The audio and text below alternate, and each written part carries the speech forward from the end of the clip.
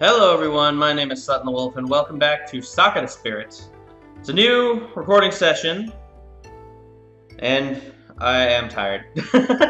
I don't know what I was wanting to go with there for an intro. I'm just gonna tell it like it is. I'm tired. I've been dealing with some stuff lately. There was a giant storm that happened, and my basement got kind of flooded out, and so I had to bail water for like several hours, and I'm a bit sore and I'm quite a bit tired today as a result. So please excuse me for my lack of anything interesting to say. But we're gonna get back into Sakura Spirit. We have established that we're now, rather than being with the two Kitsune sisters, we're now with the village guards, and we just had a little session, I'll say, with Nurmi. And we found out about her past. We found out about her, I don't want to say disliking of spirits. She's okay with spirits because of Machiko. But, she was having issues working up courage, I believe was the problem there. And so we are now done with that, and we are going to go back to the village to, I assume, find Mio, would be my guess. We walked back to the village, exchanging idle chatter. I managed to establish that while the girl was training her body well, she lacked discipline. She led me to an unfamiliar building on the outskirts of the village and quickly unlocked the door. Welcome to my humble abode. Doesn't look like much, but I keep it tidy. You can put on one of Oji-sama's old robes if you want to. You know, while your stuff dries. This used to be his place before he became the village elder. I never really got rid of all of this. Oh, okay, this is Nurmi speaking again. It didn't say her thing over there. This used to be his place before he became the village elder. Never really got rid of all of his things. He won't even notice you're wearing his stuff. You can change in there. I'll get into something else. Before we had a chance to get started, the sound of heavy footsteps could be heard from outside, and soon enough, a young guardsman appeared at the door. Hikage-san, there you are. We've been searching for you. Elder-sama wishes to see you right away. Oh, of course, right away. The guard saluted, snapped around, and took off. Nurmi closed the door behind him and walked back to a clean pile of clothes. Oh God, why? Is this just the Nurmi section? Is that what we've got going right now? Why is this a thing? Without warning, she began stripping off her clothes right in front of me. My first reaction was to quickly cover my eyes with one of my hands. Nurmi, however, didn't seem the least bit bothered by my presence. Nurmi-chan, what are you doing? What's the matter, Takahito? Never seen a girl in her undies before? Oh wait, you saw mine yesterday. Maybe you just never seen them on a girl. Actually, I've seen a lot of things in my life. But never a girl stripping. What would your grandfather say if he saw you? I stuttered as I briefly visualized how Nurmi would have looked without the underwear, but quickly cleared the thought from my mind. God damn it, I think that's saxophone. We've got the damn saxophone again. God damn it. I don't need that. Oh my god. Well, he's not gonna find out, is he? It's nothing. We need to hurry, right? So get changed already.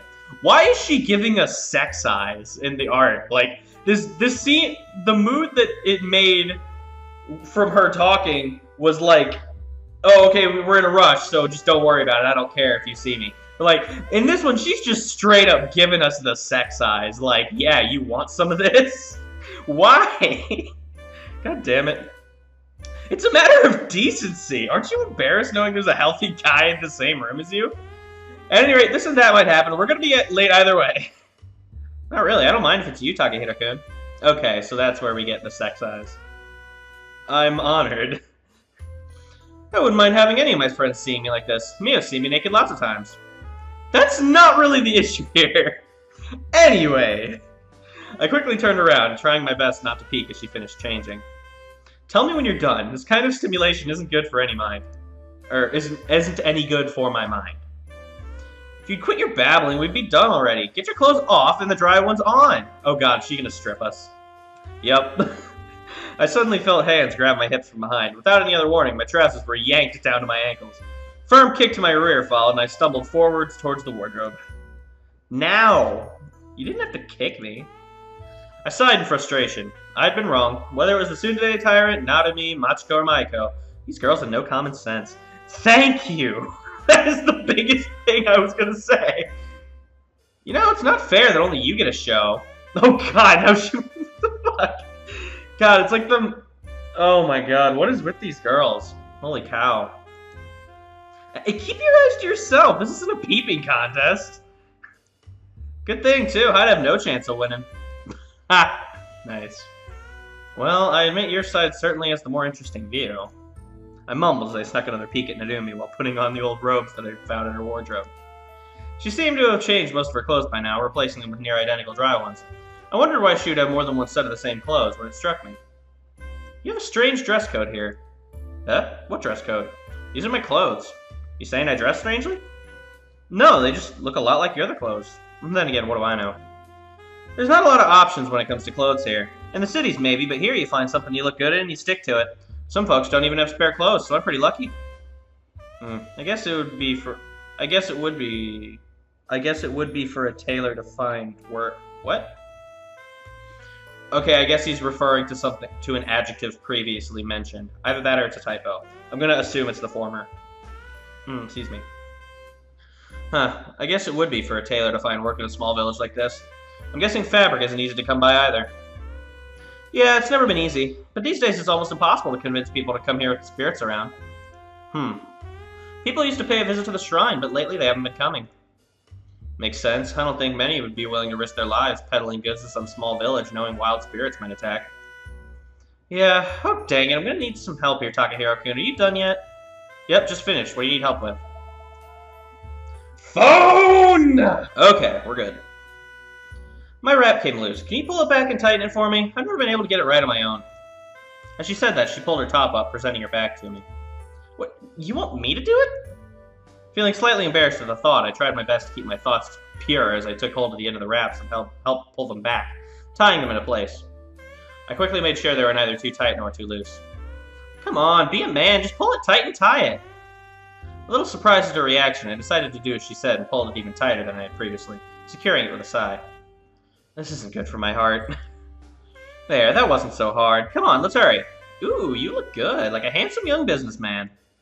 Look more like a monk than a businessman.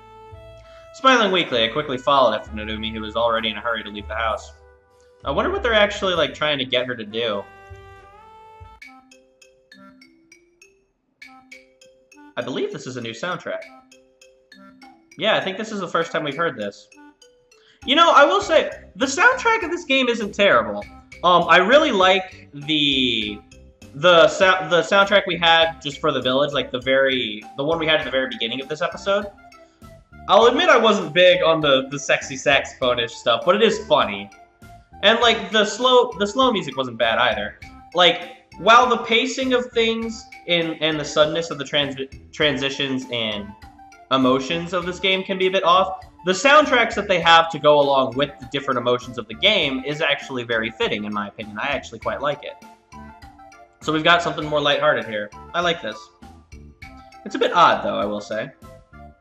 We dashed across the village to the elder's house, Nurmi grabbing a weapon along the way.